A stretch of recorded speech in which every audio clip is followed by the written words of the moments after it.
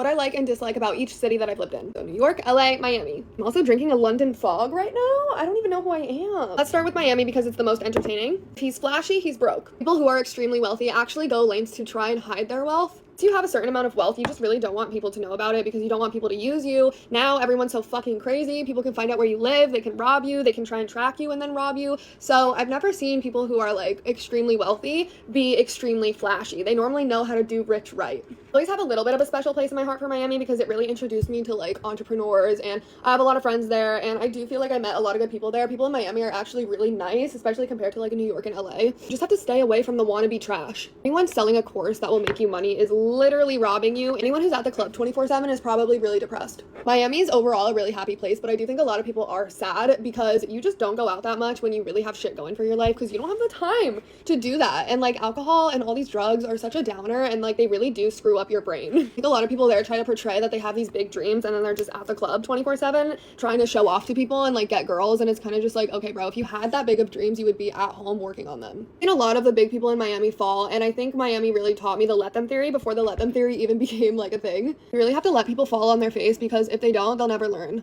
Next is no amount of money and stuff is ever going to compensate for just a good man or good friends by your side. By the way, I'm talking about like the main city of Miami, not the outskirts, because sometimes I get, you know, comments about the outskirts of Miami, like Doral and other places, and like I don't live there, so I'm not, this is excluded. You know, obviously you see a lot of people carrying around like designer bags and jewelry and stuff, but honestly, like that whole lifestyle that people promote there, like of the men being with multiple women and like, you know, just giving girls money and everything's fine, like that lifestyle might work for some people, but like that lifestyle will never work for me, and that will never align with what I know I want and deserve. I do think Miami is really good for connecting though, because people are just genuinely so much nicer than they are in New York or they are in LA, and like people just invite you to a lot of things, and it's really easy to make friends there. Like it is probably the easiest place I've ever made friends. So yeah, I really like Miami for that. I feel like people are just like really welcoming and they just want to have a good time and not take life too seriously, but over time that kind of gets annoying. If you can live in Miami and just like not get wrapped up in the bullshit and focus on yourself and have a healthy routine and have good people around you, you will do fine. But the minute you start getting into like the materialistic realm, or you know, hanging out with people who are just trying to like fake it till they make it, it's always going to go downhill, and a lot of those people end up scamming you out of money.